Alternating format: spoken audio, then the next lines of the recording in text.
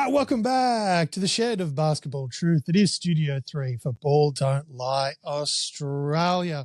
I have the man himself, basketball.com.au's man in the chair. Let's pump up those tires. Former NBL1 champion coach and has won in a whole heap of places. He's been state coach, all sorts of stuff. The man knows what he's talking about. He even occasionally gets on and does some commentary for a little team here in the southeast Queensland, Brisbane Bullets, I believe, mate. Yeah, and I'll be doing a little bit more of that this year because I won't be on the sidelines. But yeah, looking forward to it. But good to be here as always. As it is. All right, mate. Well, before we jump into our women's chat, I've got a couple of people joining us today. We've got Marley and April, of course, from the Fastbreak pod, the Sunshine Coast Phoenix Fastbreak pod up there on the coast. If you can jump on their Instagram page, give them a follow. They're absolutely fantastic. Let's jump in with their chat about the upcoming Phoenix season. All right, ladies and gentlemen, I have Marley and April, the hosts of the Phoenix Fastbreak podcast. Hi, guys. How we doing? Good, Pretty good, thanks. Yeah. Awesome. So on the show.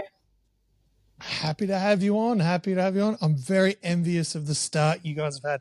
I didn't start doing this podcasting stuff till I was, let's be gentle and say, much older. So what you guys are doing is absolutely fantastic. Keep it up. But let's start with you, April. Basketball journey. Where did we always want to start there? We always want to get people's backstories. Where did your basketball journey begin?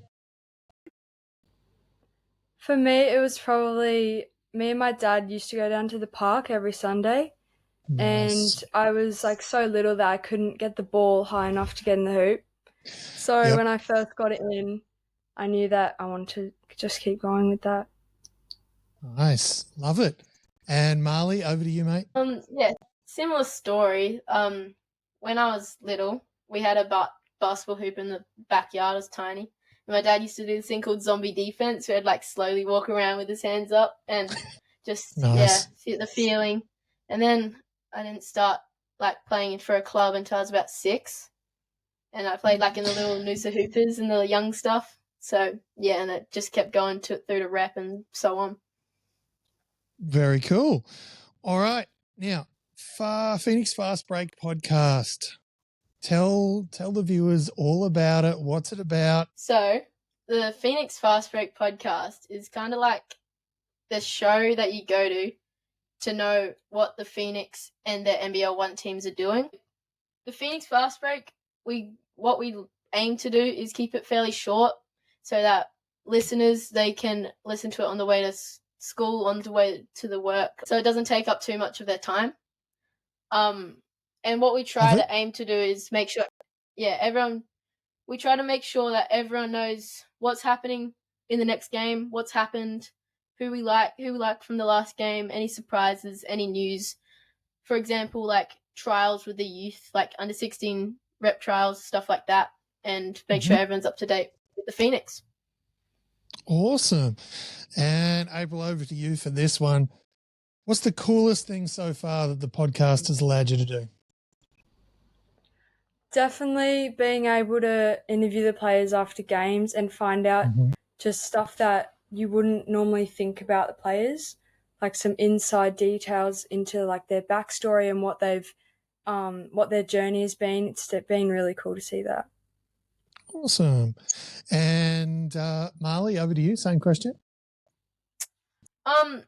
Similar. It's kind of just getting that inside information, not just from the players, but from like the club itself, like what they're planning on doing. It's just really interesting to see like what their plans for the future is, and like when we get a new coaching staff or something like that, just ask them questions and seeing how they're going and like what they plan on doing with the club. Awesome. Yeah, getting those insights first is definitely one of the cooler parts of the job. I love it too. All right. Simple question, guys. Whoever wants to jump on this one can first. Why should people be Sunshine Coast Phoenix fans? The main reason I'm such a big Phoenix goer and fan is because of the culture and community they have. Like, the players, they coach in like the little clubs like Noosa Cyclones, Suncoast Clippers, and Caloundra. They go, they give their time, and they're just open to questions, you know, like you can ask them anything, pick their brains, and they're just so open to listening to you and answering your questions. Yeah, and they really just give back to the community. Like after every game, all the little kids that get like their autographs and stuff, and they just like really care about all their fans, which is like really cool. All right, community first club. Love it. What do you love most about game days, though? I like the energy that comes, like, especially in like the warm-ups, getting those dunks up. It's like gets the crowd up for the threes, and like especially shout out to the sound effects guy, hyping up the crowd and keeping them going. It's just the energy that game day brings and how the excitement it happens. Yeah, I definitely agree. Yeah. Even though it's not a super huge, seating area, it's still fairly small. The energy is still just as good as some of the other clubs, which is a really cool thing that Phoenix are able to do there.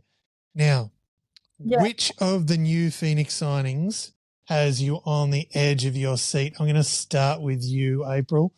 Which is the latest Phoenix signing for this season that has you like, ooh, yes, I can't wait. This is going to be good.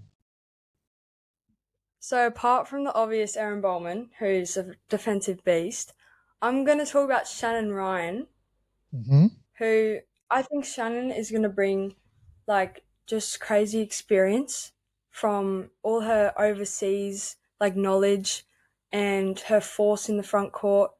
She's going to like dominate the boards and control the paint and give Phoenix like a big voice, especially like in the middle.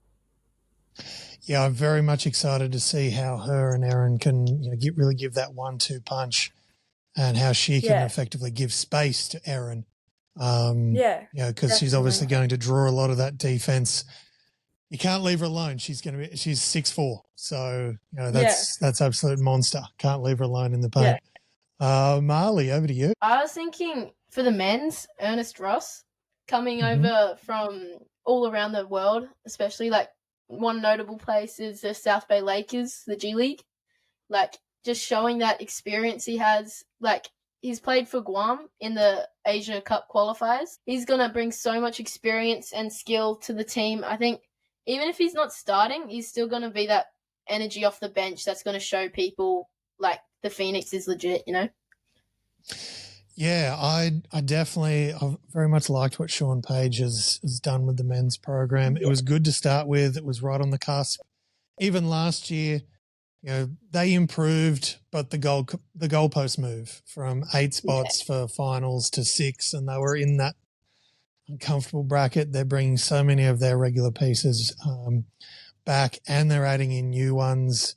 They're definitely a team that I can see making the playoffs this season, and that, of course, leads us into the most difficult thing to put down on wax before the season starts: predictions. Ooh. Scary stuff. Let's go. Eeny, meeny, miny, mo. April, let's do it. Let's go, April. I reckon both teams are going to have a little bit of a shaky start to begin with, just because all the new players need to get like feels for each other and stuff. But I definitely think that women's teams are going to have huge improvements and hopefully make top 4, and men's teams definitely competing for the chip. Competing for the chip, all right, and possibly top 4. Heard it here first. Marley, over to you. Are you going to be just as bold, or are you going to be a little bit more restrained? Let's go. Yeah, so the women's, I think they're going to be strong, probably middle to first, hopefully, but we'll see what happens. On the men's side, definitely going to be a close one with all the other teams, with like Mackay and all them. It'll be close, but I think with our new players like Pindo and Ernest Ross and all them, it's going to be good. And especially, I'd like to point out Liam Switzer coming back from Fresno University overseas. Good pickup or good re-signing, because he's going to have so much more experience, and hopefully he can bring some more off the bench or starting. We'll see what happens, but yeah, I reckon Phoenix is going to get top 4 in men's and hopefully top 4 in women's. Yeah. All right, final question. If you could go back and watch any Phoenix game, men's or women's, could be NBL1, could be whatever, as a spectator, which one would you want to go back and watch? Was there one from the last season that really stood out for you? Yeah. Well, first thought was my first ever Phoenix game that I remember, an NBL1 one.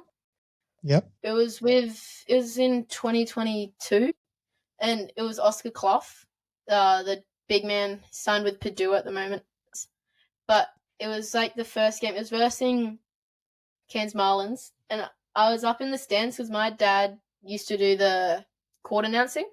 Mm-hmm. So I was up sitting with him, and I just remember Oscar going coast to coast, getting a block off one end, and then going down and dunking it down the other. And I was like, oh, that's where I want to be with the Phoenix. I want to go for them and stuff.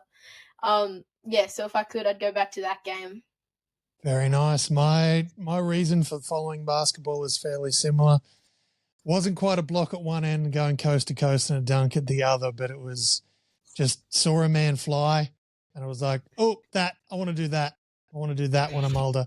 Sadly, gravity and height issues sort of got in the way, but my love of basketball has always remained. So, obviously people are going to have heard this. They were going to be like, oh my God, Phoenix Fastbreak podcast. I want to be around it. How can they follow? When do you guys drop your episodes? Those sort of things. Okay, so last season we dropped once a week during the NBL1 season. Mm-hmm. It was every Thursday it came out. Yeah. Just before the game started on the weekend. You can find us on Instagram, Facebook, Spotify is where you find the full podcast.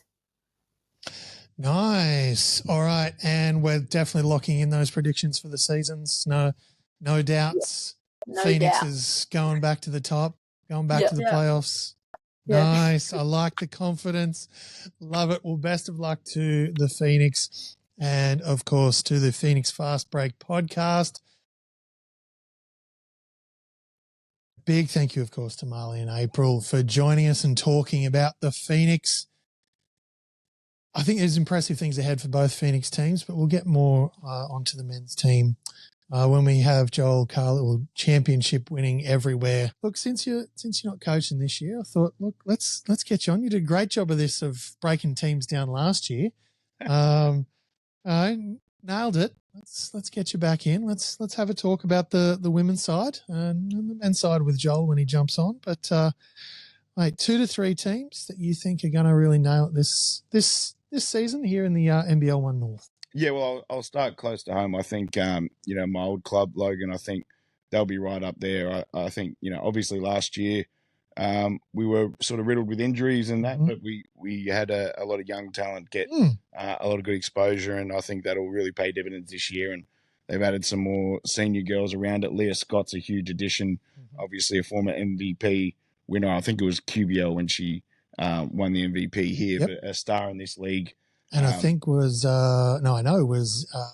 NBL1 Nationals All-Star 5 as well. 100% with the Spartans. So adding her to a core with, Michaela Can, Chev Palvast, 2 juniors, especially last year, that got a lot of exposure in Praseas Natoa, Shani Reisinger, and they've got a nice import as well, who's a combo guard, a French import, sorry. So a lot of depth as well in that group. Kendall Haramiah as well in that group. So Righty Kennedy Hopewadi to add some size. So they'll be really good. I think a good mix of young and senior players as well. So I think they're probably my favourites going into the season on paper. And, the other ones, I think anytime you have Courtney Woods in your team, you are a favourite in the NBL1 North. And I think probably doesn't have the amount of depth she had around her when Northside won it in 2023, but still has Nadine Payne there. They've added an import who's played in the NBL1 South with Hobart before, who can shoot the three. So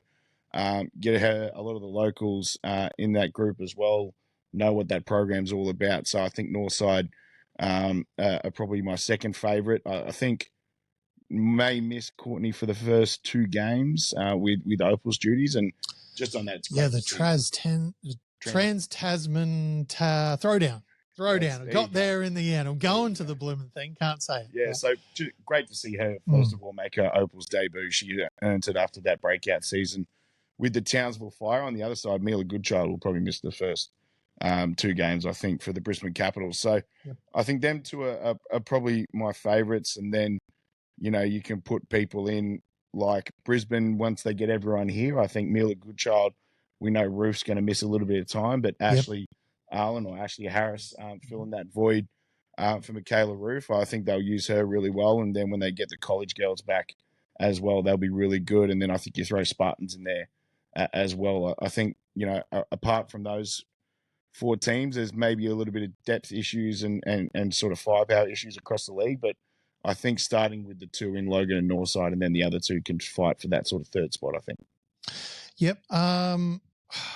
Look, there's one signing that really stood out some from a lot of the others, and that was Unique Thompson up in Mackay. And Are you saying that stood out because it's unique? No, but I love where your head's at. You're the master. How did you not do that? Because I did it a lot at Nationals, and I probably overdid it at NBL1 Nationals when I was on the call with Jacinta, actually. Yeah. And I've saw firsthand how with an undermanned Albury-Wodonga team, with obviously LJ, who had Opal's duties that weekend, really just ruined Townsville's NBL1 national champs that week on the back of mostly Unique Thompson. Like, she is, all right, fine, she's a unique player, but she's that big unit who can really just absorb so much attention and has good vision, can let that ball go. And the fact that she's also signed up in Mackay with, obviously he'll be on the other side with the men's, but Coach Paps, so there's a familiar face to where she's been. And I've got a couple of extra little things going on up there in Mackay, but she was the standout signing for me because I've seen her work before at the national finals, and she's a very interesting piece. She could be a big ticket item, but I very much agree. I have Logan circled. I think it's one of those classic things with Logan. You guys have won how many under 16 champions and things, like the group coming through, and the work that's been put into the juniors and everyone. There's a genuine avenue there, and I've seen what you've done from the outside, and it looks really good with the new additions, and the way that's going to play out this season. With this season, a lot of our top talent. That's not really great words, but the top talent is a little bit more spread out this season up here in the north. So I definitely like Logan. Can't agree with you more with Seawoods. She's absolutely on fire. Her WNBL season was right up there in the hunt for MVP at that level. Agreeing with. I don't like it when we have you on and I agree. Like, it doesn't feel right, but it's hard to disagree with a lot of what you're saying there. All right, let's move it on down a bracket. Who's a team you think might be on a rise? Because there's a lot of opportunities, like we've just said. I'm going to mention a team you've already mentioned. I'm going to put this team into the fun to watch category, as well as the Mackay Meteorettes. I think what they're doing up there, first of all, I've mentioned it a couple of times, but Ross Jensen finally getting the chance to be the NBL1 coach up there. He's done a magnificent job with the club's juniors, leading so many of those girls' teams to state championship grand finals. And then last season, the 18s broke through and won a gold medal at the 18s. I don't know who the coach he beat was, some coach, that Coach Logan, but, no one's more deserving than him. I think the efforts he's put in with the junior group and developing that pathway in Mackay has been huge. And you look at the amount of players that are going on to COE and Australian teams, state teams is huge. And I think now they have the chance to really build sort of, they remind me now of, what we were able to do in Logan. They've been able to get some senior players in Unique Thompson as well. And, even though she's a local, Monique Babongi, it's awesome to see her back in the league. And Ross obviously has a lot of familiarity with her. So, and then you add the under 18s girls they've got coming through, and, it's going to be really special to watch. And I think they'll be really fun to watch as well. So I think they'll be on the rise and really, really fun for spectators to see. All right. I'm going to talk about the Sunshine Coast Phoenix. I think they'll be on the rise. I do not see them taking home the wooden spoon for the third year in a row. Obviously, excuse me, signing the last year's or the only defensive player of the year in Erin Bowman, and talking to her over the last couple of weeks, she's hungry and really keen to get things moving. There seems to be a real look at what they've done over the last couple of years and really genuinely look at it and go, okay, clearly that wasn't enough. We really need to move forward. They've got a solid base to work with. It's certainly you can't look at the team they put on the floor and just look at the Northside Wizards games from last year, because you had this super powerful, deep team that just obliterated, yes, every game. But I think that's going to turn around in a big, real sense. They're going to be up there looking and hovering, at the very least hovering around that sixth spot by the time we get at least halfway through. Yeah, I think the biggest thing will probably be the depth for them, whether they've got enough to try and contend for a final spot. And the good thing with recruiting Erin up there, not only are you getting a superstar player who obviously won Defensive Player of the Year, I thought she should have won MVP, but AJ got that, and her teammate, which is fair enough as well. So, but she expects, people to work hard, people to take things seriously and all that sort of stuff. And we know at times that can be a bit of an issue up there. And I think sort of adding that professionalism to the Sunshine Coast Phoenix will be huge for that program, not only just this year, but going forward. My understanding, she signed for 2 years and going to help her get a citizenship and all that sort of stuff. So a great move from the Phoenix, and hopefully people come along with her and can sort of improve that program.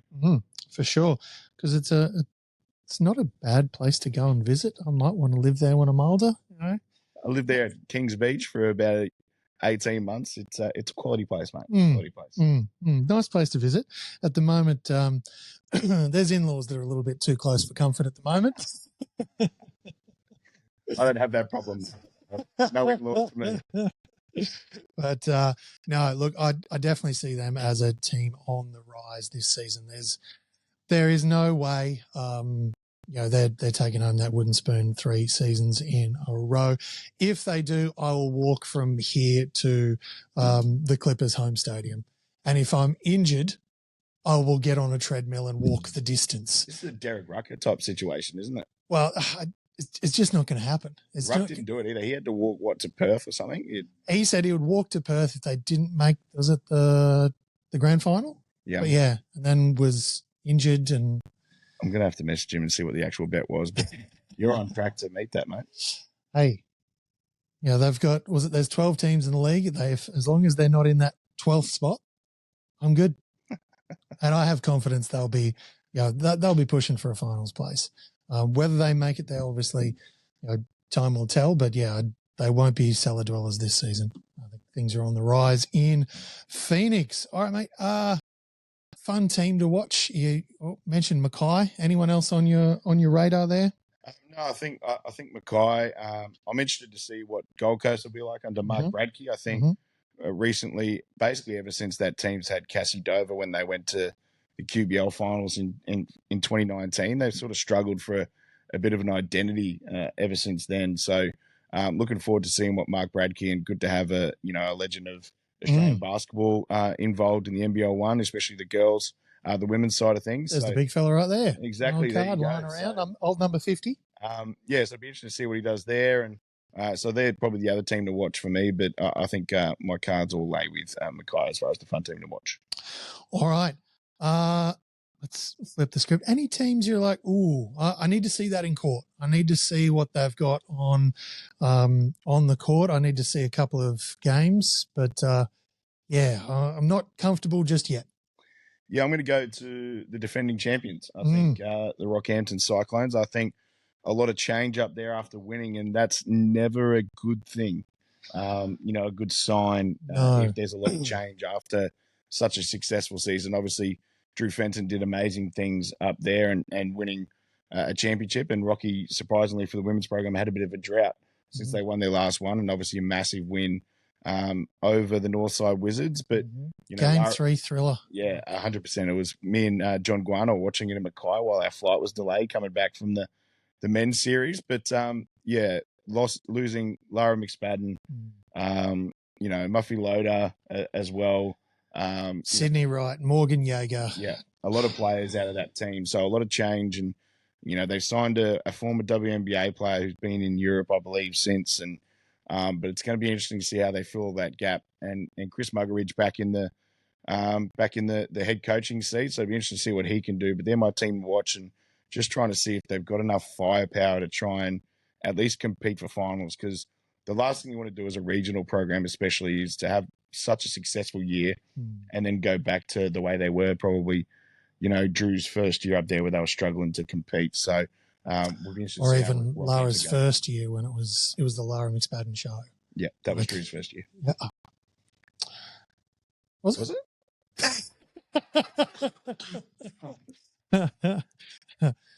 From memory, Lara's first year was 2021. Yeah, it was. And then Drew came the following. Yeah. No, I remember. And then, Lara wasn't quite herself. Seemed like there might have been some niggling. There the year before Drew got there. Yeah. And it definitely felt like the Lara McSpadden show with all due respect to everyone else. Like it was a drop off in talent after that. And it was all due respect, and then there was a drop. You can. Probably shouldn't, but you can. But it was, Lara was 30 and 20, most games, and then the following year, and then the year after that, the help arrived, and they went almost all the way, and then last year, obviously, Drew took them back to the grand finals, and must have felt like deja vu there briefly for a little bit when they got done in that first game. But, turned it around, did it the hard way in 3 and got it done.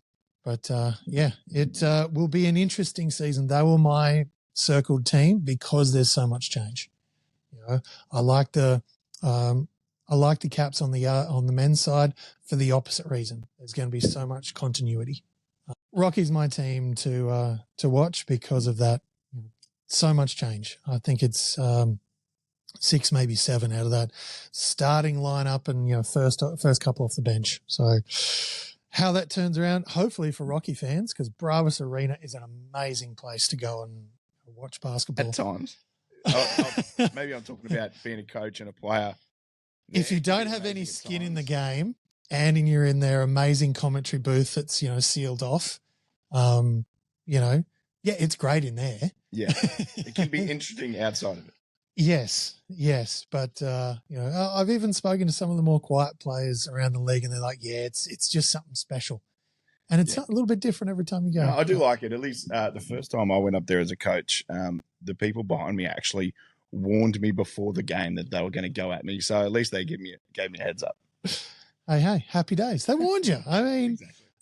It's basically as if they said, with all due respect. Yeah.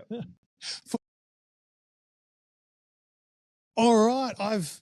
After last time we had him on, he was, he's talking, I don't want to use the word smack, but he was talking a little bit about how amazing he was, and he could look into the rosters and then see into the crystal ball. And his words, once I see all the rosters and where people are going, I'll be able to predict who's going to win the NBL1 North men's. Happy to play that back if you need, Joel, but no pressure here. But I checked the receipts, and thanks for coming back. Big call. Yeah, great to be back on. Let me just say the rosters still aren't 100%, so I've still got a little bit of leeway here, I think, because there are some clubs that are slow out of the gates in terms of their announcements, and also not being a coach or a GM this year, I don't get the privilege of seeing the Basketball Queensland spreadsheet that comes to everyone to telling you who's registered and who's not. So that secret document I no longer have access to, so I don't know exactly. I've got it, Joel, and I can tell you there's a lot of people that I know are playing that still aren't on there, so don't worry about it. Yeah. So there's going to be the wild Thursday, Friday clearances and signings and Mhm. everything else this week that clubs are going to roll out with, which will make me change my predictions all over again. Oh, well, we'll just get you back in a few months and A few months, mate. The season will be over. Yeah. Good point. Yeah. Good point. A couple of weeks. But look, let's see how we go. Let's see how we go, Joel. Let's get at it. You can go first, or we might alternate. Just first up, looking for a couple of teams you think are going to make the finals, the playoffs, the semi-finals or above sort of stuff. That pointy end of the season. So I've got three teams that I think are going to be there or thereabouts. The first one is obviously the Meteors. I think, in terms of their recruitment and looking at that group, obviously lost a lot of players from last year's team, but I think Makwetch Malawatch from Darwin is a massive signing. He's been one of the top 5 scorers in this league now for multiple seasons. So I think the addition of him, I like what they've done with some of their role-playing pieces. Josh Spears, Cameron Goldfinch. I like those signings. The one that I'm waiting for is their starting point guard. Word is that there's an import PG coming into that group. So I think, with that, add in their locals that have been around, for a long time now with that experience. So I've got Mackay in the top 3. I've got the Caps getting back to the semi-finals. I think, again, player retention, familiarity. I think Vandy's going to be, I've been there and coached a grand final where you lost, so you're so motivated the next season to want to come out and kind of win it. So I think them bringing back Izzy Tuweta, Matty Johns, Cameron Thu was announced, I think, yesterday. Sam McDaniel back in that group. I think they've got a hole to fill with Gabe Hadley. What he was able to do to stretch the floor, shoot. He had some really big games for them. So I'm interested to see what they do in that starting 2 spot. But I love their bench. I can say that now because I'm not coaching against him. But obviously Timmy Sung and Anthony Kapitkas, Papakostas, Cooper Rowling, all those guys, those guys have been in the league forever. They've shown what they can do. So I've got the Caps in the top 4, if not in my top 3. And the third team to round out the top 3 for the finals for me are going to be the Cairns Marlins. I like what they've done. They've brought in a point guard that was in the Central League, Moses Nuangi. I don't know how to pronounce his last name, but I seen him practice up here in Cairns the other night. I think his speed's going to change their dynamic a little bit. Love the signing of Alex Higgins-Titcher. I think, based on what he did in the NBLs this season, I really think he's going to be one of those players in discussion for, All-Star 5, the end of the season. The 2 Statmans coming back, Kian Dennis, Aaron Farmer. Love that Jimmy Mitchell's coming back to the league again, championship winning captain in 2016. So I think that's a massive part for their leadership that they were kind of lacking a little bit last year. And I wouldn't be surprised if there's a couple of Taipans guys added into that group at some stage here once they get their kind of rosters or player signings kind of done and who can come in, maybe some kids out of college or that type of thing. So my top 3 that are going to be in the finals, I think, are going to be Mackay, the Caps, and the Cairns Marlins. Okay. Now, Coach Khalu, they're going with the team he coached last year, his hometown, and last year's silver medalist.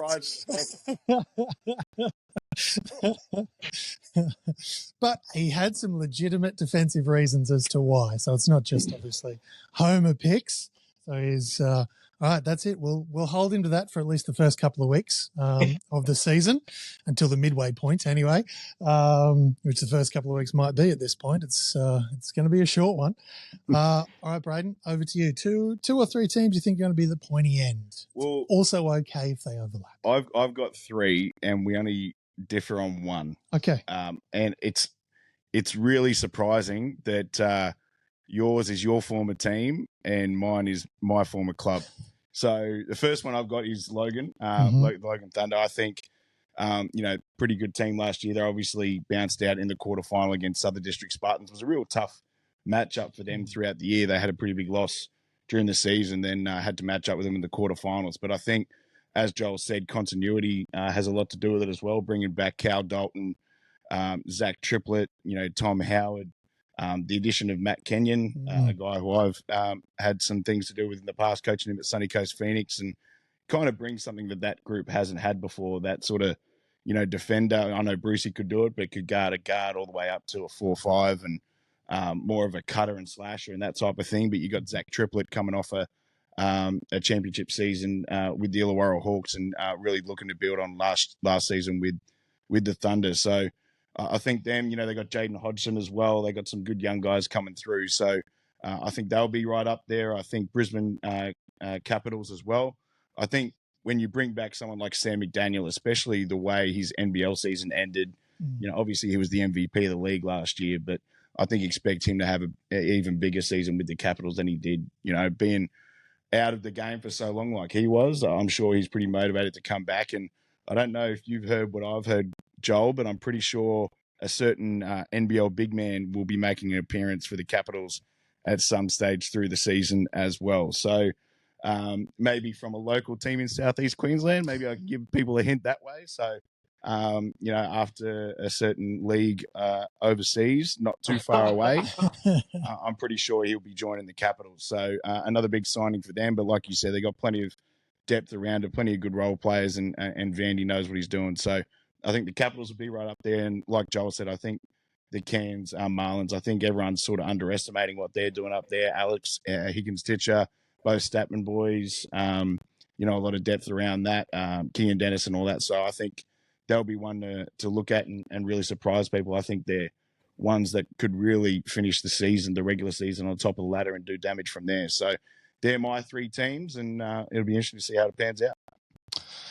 All right. Well, I don't need to talk about my couple because you guys have done a far better job than I would have necessarily Have needed. you not to. heard about the NBL player joining the Capitals, Joel? No, that changes the whole dynamic. They're now number one. Like if you throw who I'm thinking into the mix with that group.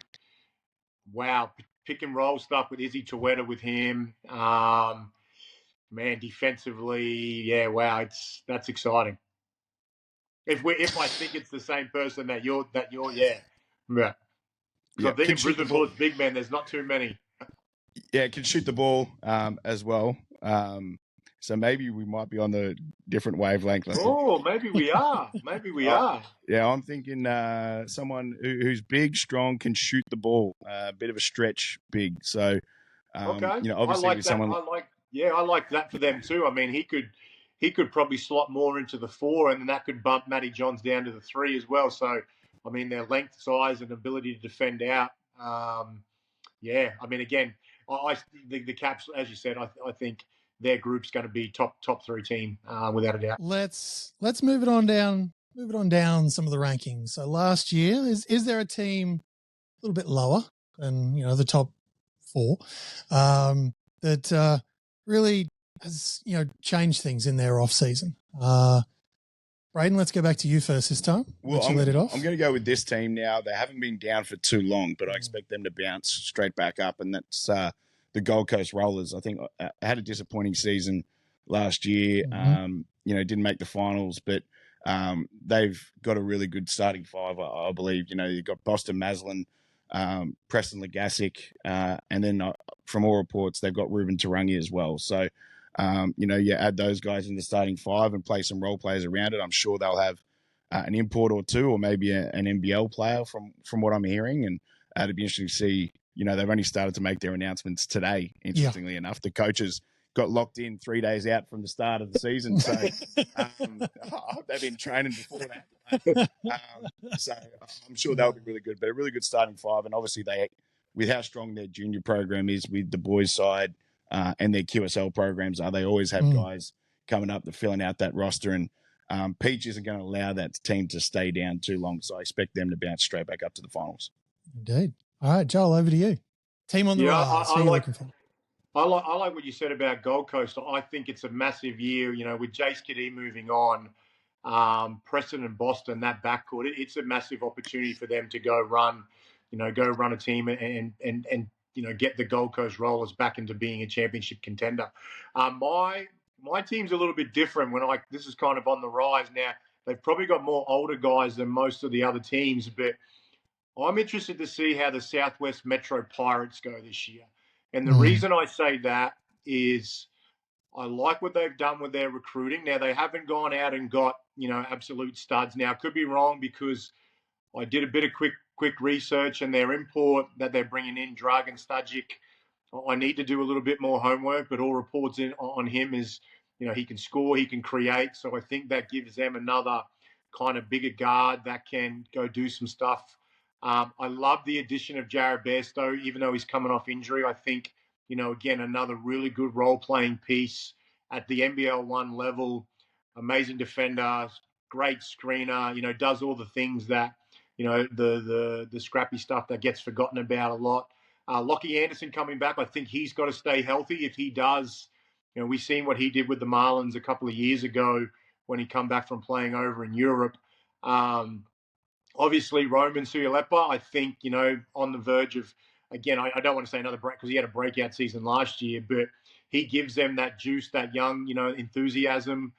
And then I think, it's really a year where I'd love to see, some of the guys like Kai Woodfall, Brendan Tees, buy into more of a role where it's it's about the group and how the group can be successful. Now, those two guys have been doing it at a high level for a long time. Haven't never got to the mountaintop of being very close, but I think the talent that they've added into this group this year, someone's going to have to come off the bench out of those two guys. I mean, so if you've got Woodfall or Tees coming off the bench and also Lockie Anderson as your 6 or 7, man, that's a tough group.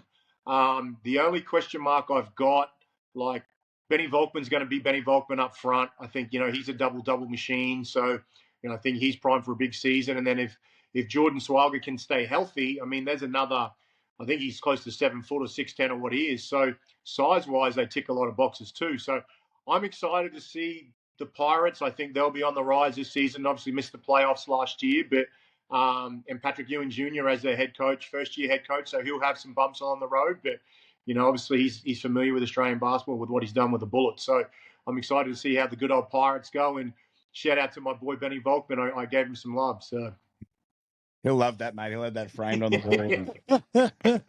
If you don't clip the reel, Mal, Benny will clip it himself and post it. Don't worry. He'll collab with it if he posts it. And good to get a mention of the Grey Wolf in Brendan Tees up there. Yeah. I'm just time stamping that now, so I'll pick that up in editing. Don't worry, Vulcan, we've got you covered. All right. Well, yeah, you took my first two off the board. My sort of what's left. Look, I'm curious, very curious to see what obviously all this they've released every single name on the team. I'm curious to see what this out west, as west as we go, what this Ipswich team is going to be. It's going to be interesting. Obviously, you got the mayor of Ipswich coming back from injury in Ralphie. Galaxy of signings, some new kids underneath, some Ipswich as well. I'm curious. I'm very curious to see, and it can't be. There was times last season. Let's be honest, it was an uncomfortable watch. Some of those Ipswich games. So I think they're definitely in for a turnaround season. How far? We'll just have to wait and see. I think the biggest thing for them, obviously, Lamar Patterson looks in great shape, and he does. Gets Lamar, playing 100% and in great shape, they're in trouble. But when you add someone like James Young as well, who's been a draft pick of the Boston Celtics. Number 17 for the Boston Celtics. Yeah, but Joel would know this better than anyone. We've seen plenty of people come to the QBL or NBL1 where they've been former draft picks or whatever. It's if they care enough when they come here. So that's what I'm interested to see with James Young and the Ipswich Force. Yes, it'll definitely be interesting to see how the season shakes out and see how Colby puts it all together on the court. I like the depth too. I think, Kane Bishop coming back, a local Ipswich kid. I think, him coming back into that roster. Alex Godinay, another one. I mean, as you said, they've announced their signings. I've got them, 16 squad deep at the moment. So there's going to be some competition in practice for minutes and spots on the floor. excited to see what Lamar can do with his body the way it is. I mean, he's going to be an MVP favorite. I think if he can just stay healthy and do what he does. Ralphie will lead him. Will Marnie's an exciting young guy. I mean, he gives him another player that defends both ends and, can stretch the floor. So, I like it, Mel. I think they're one that, certainly can go out and push some of these other bigger name teams. All right, boys. Joel, going to go back to you this time. Is there any team out there that you want to see you want to see what happens on the court? You're a little bit, potentially some concerns. Pre-season. Who you got? Get off that fence too, Joel. Look, I think there's going to be some interesting groups like Townsville Heat, for example. Like, they've got probably one of the best local cores, and they don't tend to recruit heavy out because they've got some really good local talent there. Chris Toff going back there is huge for them. Like, again, some veteran leadership, a guy who's won multiple championships. Kwani was with us at the Illawarra Hawks in the NBL. So, look, he's an unbelievable super athlete. He's going to, be on some highlight reels this year. I'm interested to see Teichman, their import, to see how he goes. And Townsville's always one of those funny places. It's sometimes a place where imports tend to struggle because the core group of guys have been there together for so long that trying to integrate a new player in from a coaching perspective is tough, but then also from a playing perspective because guys are so familiar. So the Townsville Heat's one that I'm really interested to see how they go. The other one is probably I'm a little bit, again, curious is Rockhampton. Like, they haven't had the huge rollout of signings that they typically have. I mean, Jalen Graham, their imports, I've seen some stuff on him. I think he's going to be, definitely a highlight reel for them. Stevens coming back, Kendall Stevens back in the league, shooter, floor spacer, Ayubi, very quick point guard. And again, they're bunch of local guys as well. Maluk Majak going there is Maluk Majak, who played with us in Mackay. So they're another one. I've got a few question marks on how they and Rocky's a team that typically starts the season slow and comes good at the other end. But I think the last 2 years, or probably more so 2 years prior, the slow starts hurt them and they missed the finals because they dropped some ones early that they probably shouldn't have. So I think they've got to really come out and hit the ground running. For sure. Big fella, over to you. I agree with Rockhampton for all the reasons that Joel named. But another one for me, closer to the southeast Queensland corner is Southern District Spartans. I think they were really good last year, obviously, led by Mitch Norton, Tyrell Harrison, pushed you guys up there in the semi-final, Joel, and obviously did a job on Logan in the quarters. But, from all reports, Mitch was going to play. And then, about a few weeks ago or a month ago, made the decision to have the off-season off, which is much deserved. And I really think that group might struggle without his sort of leadership and what he can do at the point guard position. Now, Tamari Wigness, awesome to see him back in the league, but he's got a lot to sort of, fill into with the loss of Mitch Norton. And around that, Matty Hodgson is back, and we know he's troubles with staying in the game when he played in the NBL, and the NBL1's even harder, Joel, as we know, when people like Nathan Jawai played in the NBL1 and that the level down, they really struggled, especially later in his career with the way it's reffed and all that sort of thing. So, from all reports as well, Harry Froling was going to play there, but now with how he's gone in the New Zealand NBL, which is great to see. Taranaki Airs. With Sam McKinnon's team. So he's not going to be there, but they got Blake Jones, which is great to see him back in the league as well. And from all reports, didn't have the best college season, so I'm sure he's ready to perform. But I've got some concerns over that Spartans team. Can I just double down? I just want to double down in terms of I've got the Spartans as a team being fun to watch, and that's purely based around Tamari. I'm so pumped that he's back from injury. He played in a couple of those street ball league tournaments down in Melbourne in the off season, and he looks back to what he was, playing with that flair and that swag that Tamari does. So I'm just, I'm so excited to see him back out. I agree. Mitch Norton is a massive loss in terms of all the things that Nordo does. on and off the floor in terms of that locker room. But for me, I just want to see Tamari healthy, out there, dynamic, electric, and I think he's putting in the work. I mean, so I'm really keen to see how he comes out, and I think they could be fun to watch, particularly with him with the Chinese or the Asian import they got coming in as well. Yeah, the big man. That'll be interesting to see how, as we know, the big men, these huge monsters. It's all about how quickly they can then get up the court, so they're not then a liability at different ends. You're gonna play him and Hodjo together, Joel? Man, I better have a really good zone. So, but all right, well, big fella, back to you. Is there a team that you think it'd be fun to watch? Might necessarily win a whole big old bunch of games, but going to be fun to watch. I think this team's always fun to watch. I think consistency is always the biggest thing for them. That's the Sunshine Coast Phoenix. I think they've got a lot of talent there. Obviously, the local boys up there, they've shown signs in previous seasons, but again, consistency's been the issue. You add Ernest Ross, who we've seen in the NBL before.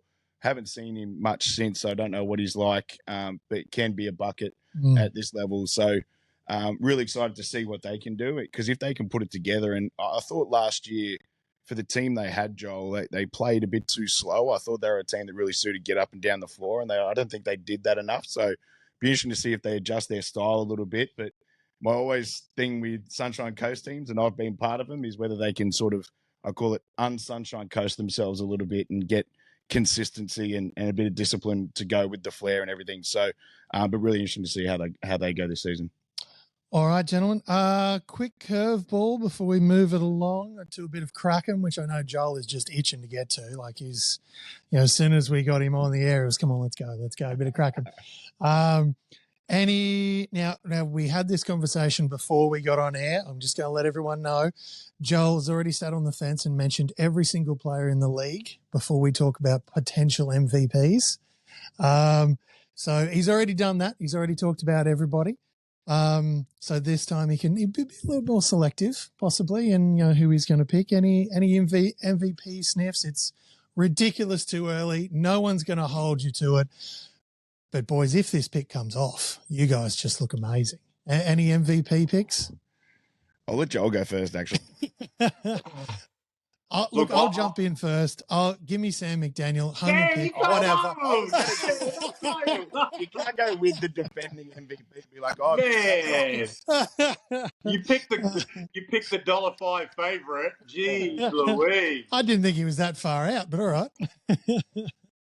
Well, now that you've taken my thunder with McDaniel, I mean, I think if Sam, I mean, he was MVP last year in a league where I think there was a lot more talent. So Smack's definitely a guy I think is going to be in there. But I'll go then. If you're going to go him, Mal, I'm going to go. Oh, I think.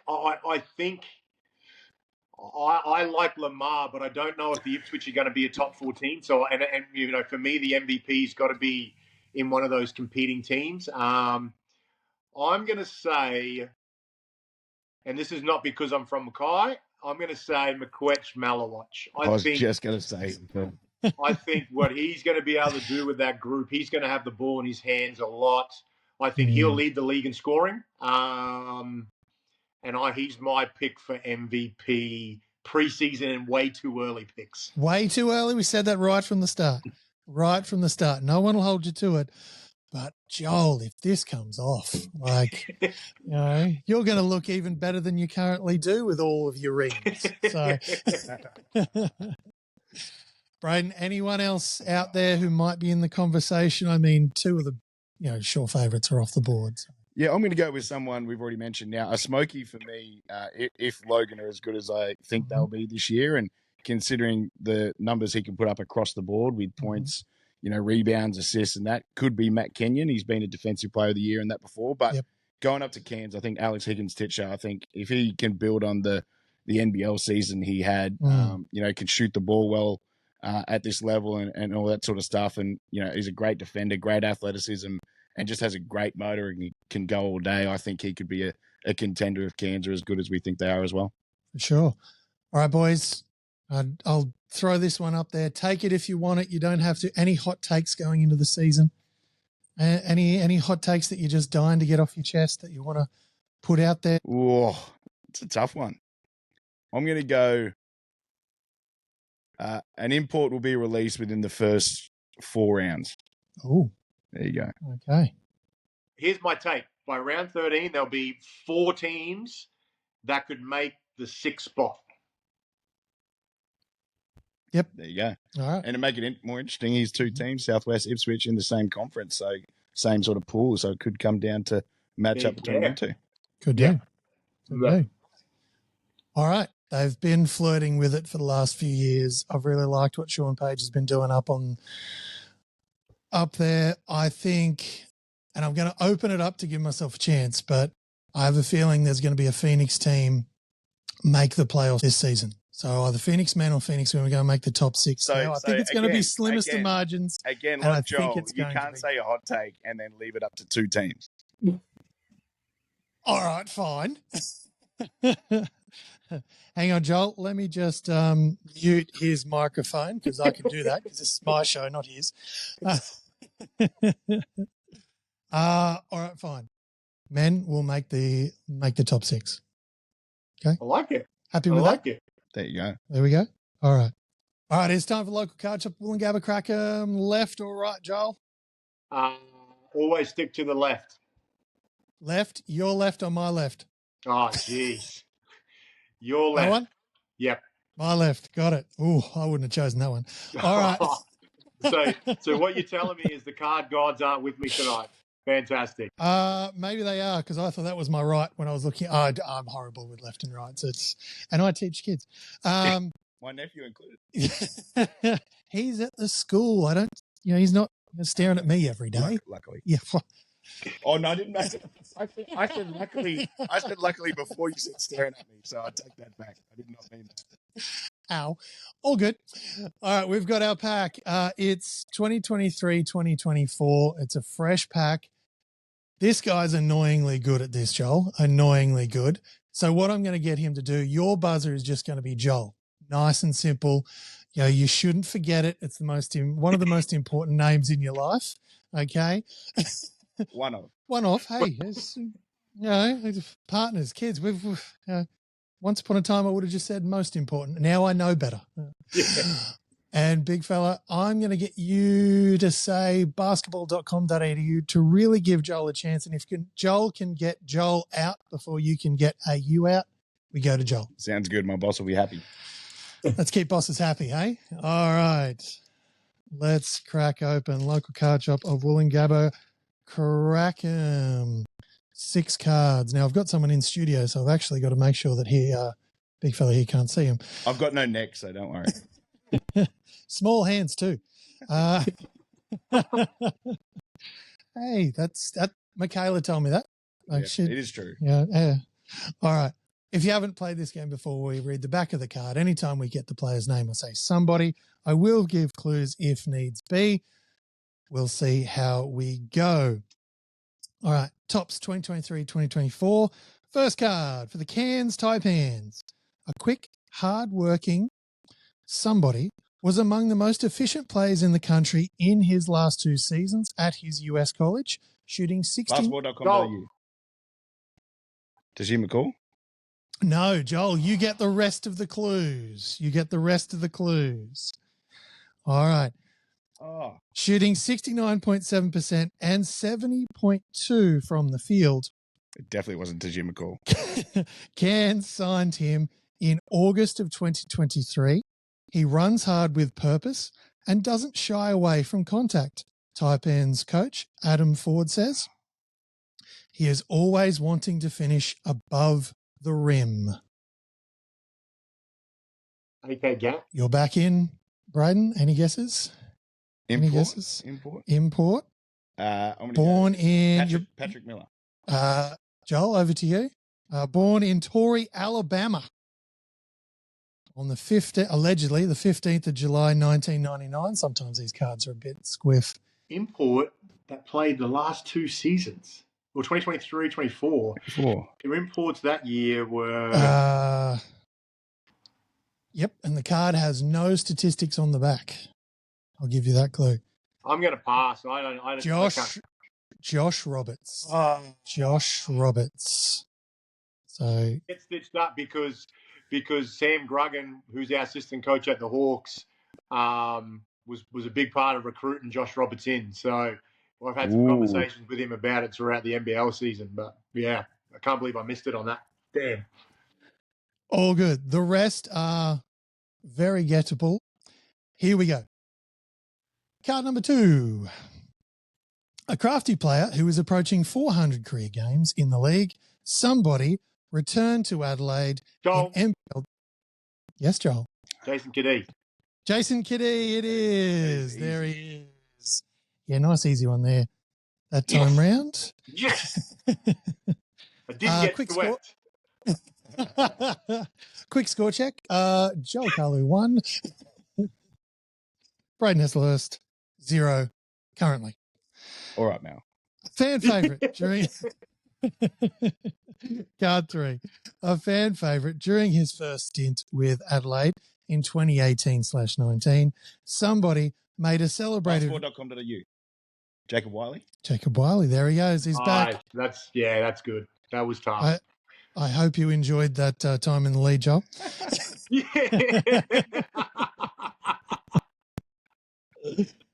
All right, here we go. Card number 4. All right. An Australian rules football player from 2011 through 2013.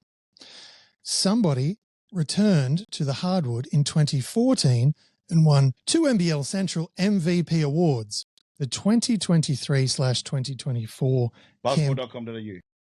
Alex Starling. Alex Starling, it is. Yes, Starling famously. play AFL. Yeah, he was recruited out here as the Sydney Swans, Category B recruit. Mm-hmm. Wow. Yeah. And changed teams in the off-season as well. Yep. In the NBL1. Yep. He's at Forestville now, that stacked team. Somehow lost to Eastern Mavericks in the second round, but we won't talk about that. Long season over there, so, they've got time to make it up. All right, card number 5, and it's the special. Joel, you need this one, mate. You're on the verge here. Strong start, but you're on the verge. Just 4 games into his Perth tenure on October 13, 2023, somebody registered 25 points, 7 rebounds, and 2 assists against Melbourne. Anytime you're ready, just jump in, guys. Yes. Keanu Pinder. Keanu Pinder, it is. And a rare card with his not wearing the mask. There you nice go. Down under. Nice down under card. All right. You're on the board, big fella. Points? Surely it's double points. This one's triple points, Jolly. Sweet. Last card wins. Last card wins. All right. Last card here for local card shop at Woolloongabba Crackem. Let's do it. Just 2 months after his 17th birthday, somebody made his NBL debut for Brisbane. Basketball.com.au. Rocco Zakarsky. Rocco Zakarsky, it is, the rookie card. There we go. All right. Now, are you sure you wanted triple points for that last card, Joel? That was embarrassing. And it started out well, mate. I told you, he's annoyingly good. I feel like you let me have that one just so it wasn't so I appreciate that, Bray. I appreciate it. All right, Joel, thank you very much for joining us, mate. Always a pleasure. Your tips are now locked in, even though asterisks, you didn't have all the information to hand. But still, early days, but your tips are in. They're a lock now. Thank you very much for joining us. Always awesome to have you on. And Brayden, you too. Thanks for coming into the studio. It's always appreciated. No worries, mate. Good to see you, big fella. Thanks, boys. Appreciate it. All right, ladies and gentlemen, that is going to wrap up our first show of the NBL1 North season. Big thank you, of course, to Brayden, Joel, and Marley and April from the Phoenix Fastbreak podcast. Get around them if you haven't already. Give them a follow, give them a shout out, give them a listen. They're a fantastic podcast and they're only going up in the world. They're brilliant. Get around it. All right. that wraps us up. If you are on a streaming service that allows those 5-star reviews, please do go ahead and do that. That stuff really does help. Don't forget, Down Not Done podcast mini-series is out there. First episode with Sam McDaniel has dropped, and the next one will drop later in the week. And all of basketball.com.au's NBL1 coverage across the season. We're covering all conferences, especially the NBL1 North. All right, get around it at basketball.com, or what's their Instagram tag? It's Bounce Pass AU. Bounce Pass AU. All right, that wraps us up. Until you're listening to us again, just remember that ball don't lie.